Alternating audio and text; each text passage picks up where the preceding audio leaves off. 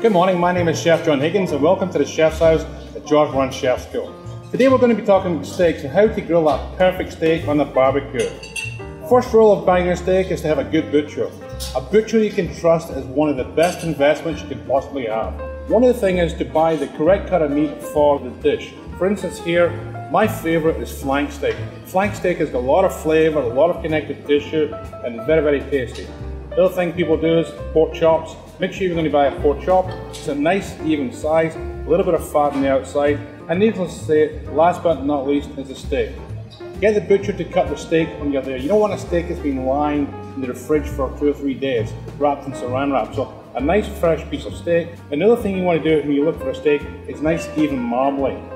So you want some nice fat going through there. I like a little bit of fat on the outside because there's nothing better than when you're cooking a steak, that wonderful, luscious, tasty flavour of the fat. Just a little bit of fat is good. You can always cut the fat off. Secrets of barbecuing as well is to make sure when you're going to cook the steak is out of the fridge for at least 20 minutes. The reason being it gets to room temperature. But when that steak is on the barbecue or on the grill, what happens, it cooks much more evenly. The other thing I like to do with steaks is I like to use different blends. I don't like to put a lot of this, I call it glue on the steak. These gluey marinades. I like a dry rub. And a dry rub is just taking, for instance, here we have, I get some onion pepper, I get some Indian garam masala, and I'm going to take the spice and I got a little bit of salt in here as well. I'm just going to rub it the outside. And I'm going to rub this, if I'm preparing a steak, I would do this possibly maybe 2 hours in advance and just let it sit there for a couple of hours just to marinate. The other thing you can do is to use fresh herbs. You're going to be using fresh herbs. One of the secrets for using fresh herbs you're going to be marinating in a steak is to make sure you cut them nice and fine. You want them to be in the marinade, you want them to give it flavour. But the most important thing is you use big pieces of herbs. When you're eating that steak, it tastes very bitter.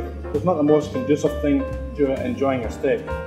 In the flank steak and the marinade, we've got a wet marinade. In here we get some balsamic vinegar, we get some soy sauce, we get some chilies, and we get a little bit of honey. So that yin and the yang flavour. This here I would let sit in the steak for possibly 24 hours. I want a lot of flavour, I want a lot of penetration, and I want to make sure when I cook this on the grill, it's really tasty. Last but not least, when you're going to be seasoning, make sure you use good salt.